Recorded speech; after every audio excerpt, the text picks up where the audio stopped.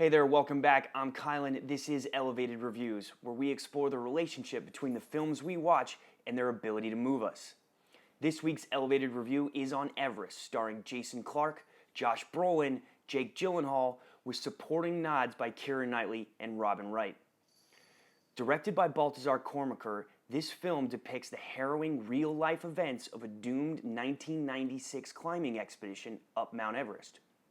One of the expedition's members was acclaimed writer Jon Krakauer, who survived the ordeal and later recounted the events in his best-selling novel, Into Thin Air. Now let's jump into the metrics. As you can see, my average heart rate was 78 beats per minute, and this is pretty good. Looking at all the other films I've done, the average of my averages is 75 beats per minute. So we definitely bested that. 78 beats is a 30% increase over my resting heart rate, so that's really good. My peak heart rate was 107 beats per minute. That is great.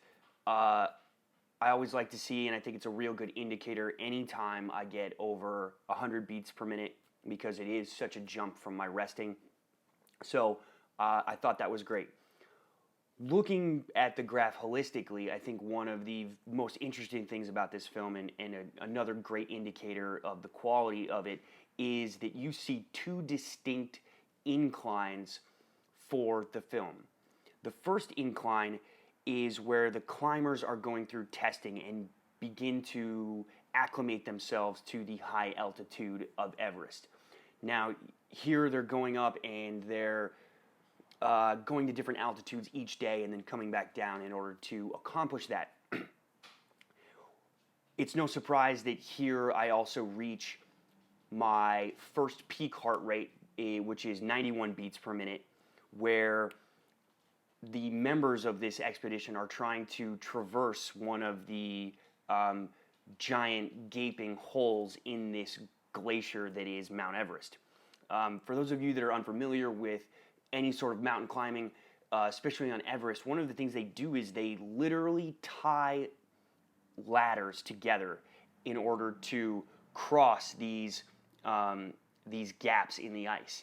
And I think the film crew, everyone did a fantastic job of really conveying how frightening it would be to actually do this. Now, I didn't see it in IMAX, unfortunately. Would have loved to have done that, but even at home, you'll be able to really feel how frightening and scary it would be to walk across ladders knowing that one slip will mean your death, absolutely. I mean, my legs were almost literally shaking here while watching the movie. The second and more substantial incline occurs when the climbers attempt to summit Everest and descend back down to camp safely. As they do, a massive storm hits, and as the reality of their situation becomes evident, the fight for survival begins. This sequence took me from 67 beats per minute all the way up to 98 beats per minute, and it's incredibly stressful. It's very dramatic. More than anything, I think I was really impressed how well they were able to hold my engagement while jumping between multiple life and death situations.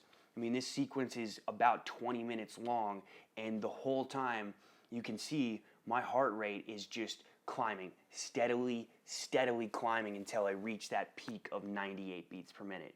Super impressive, and I think very, very well done. Wrapping up this week's elevated review of Everest, I think the movie is above average from the metrics. It certainly beat the average for heart rate of the film of 78, and it had a good peak at 107 beats per minute. There were 4 or 5 instances in which we reached the threshold of 90 beats per minute. That's great. The film may be lacking in some areas, certainly, and I'm not going to deny that, but the scenes that needed to hit home the hardest did. I thought it was suspenseful and exciting overall. Maybe not worth owning, certainly worth a rental, especially if you're familiar with this event in 1996 from Everest, or you're a fan of Into Thin Air, although this is not directly based off of that book. So I thought it was worthwhile. You may like it. Rotten Tomatoes gave it a 72%. But as always, Subscribe, like, share your metrics with me, and stay tuned next week where I will be reviewing We Need to Talk About Kevin. Thanks.